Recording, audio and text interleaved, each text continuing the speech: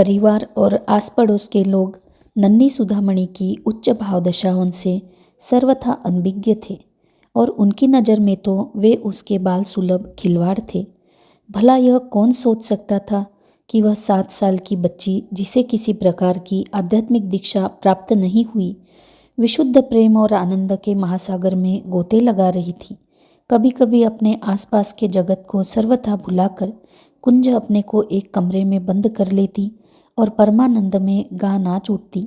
ऐसे ही एक अवसर पर दमयंती ने दरवाजे से झांक कर देखा और बोल उठी, देखो तो अपनी बिटिया कैसे बढ़िया नाच रही है, इसे तो नृत्य कला सिखानी चाहिए।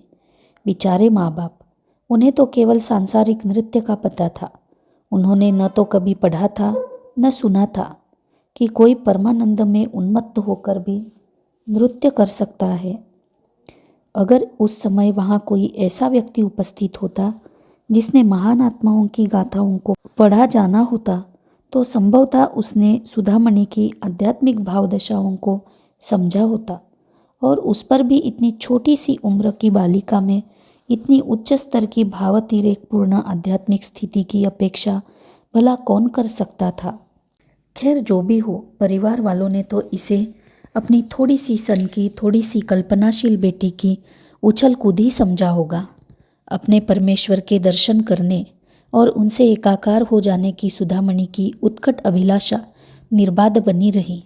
भक्ति रचनाओं की विपुल धारा उसके हृदय तटों को तोड़कर उमड़ उमड़ कर बहने लगी। इन गीतों में करुणा और विरह वेदना आपूरित रहती थी। नन्ही बालिका के गीत ग्राम्य जीवन के अभिन्न अंग बन गए। कई बार यह देखा जाता कि कृष्ण की उस छोटी सी तस्वीर को वह टकटकी लगाए देख रही है, जिसे वह हमेशा अपने कुर्ती में बड़ी सावधानी से रखे रहती थी। गीतों या कीर्तनों में अपने हृदय के भावों को उनके सामने उड़ेलकर बालिका पुकार उठती, हे मेरे प्रिय कृष्ण, अपने चारों ओर मुझे चिंता, दुख और पीड़ा दिखाई पड़ रही है। हे कृष्ण, इस नन्ही बच्ची की परवरिश करना मत भूलना। मैं सदैव तुम्हें पुकारती रहती हूँ, क्या तुम आकर मेरे साथ नहीं खेलोगे। 8 साल की आयु में सुधामणि ने निम्न गीत रचा, जिसमें उसकी आध्यात्मिक स्थिति की गहनता और व्यापकता की झलक मिलती है। हे करुणा सागर, हे दयालु, हे कृष्ण ले लो शरण में। हे कृष्ण, कथा क्या इस जलाते आंसू प्रवाह क्या अज्ञात है तुमसे। हे कालिया नाग का मर्दन करने वाले, पुष्पों की अंजलि चढ़ाकर चरणों पर तुम्हारे अर्चना करूंगी तुम्हारी। कुरुक्षेत्र में अर्जुन के सारथी बन तुम आए, सत्य और नीति की रक्षा की तुमने। हे भगवान, धर्म की रक्षा करने वाले, थोड़ी सी करुणा दिखाओ हमें भी। हे गीता के भगवान, प्रेमी दिव्य गीतों के शक्ति दो, गा सकूं गीत तुम्हारे।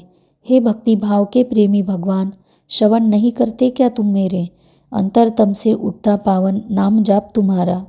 बालिका के उदास मुखमंडल और करुणा भरी गीतों ने गांव वालों के सहानुभूतिपूर्ण मानस को जीत लिया था, लेकिन सुधामणि के अंतर जीवन का महत् रहस्य अभी भी लोगों से अज्ञात था। उसकी बाल भक्ति के परमानंदमय उल्लास की कौन कल्पना कर सकता था। परम ज्ञानियों के सिवाय इसे कौन समझ सकता था।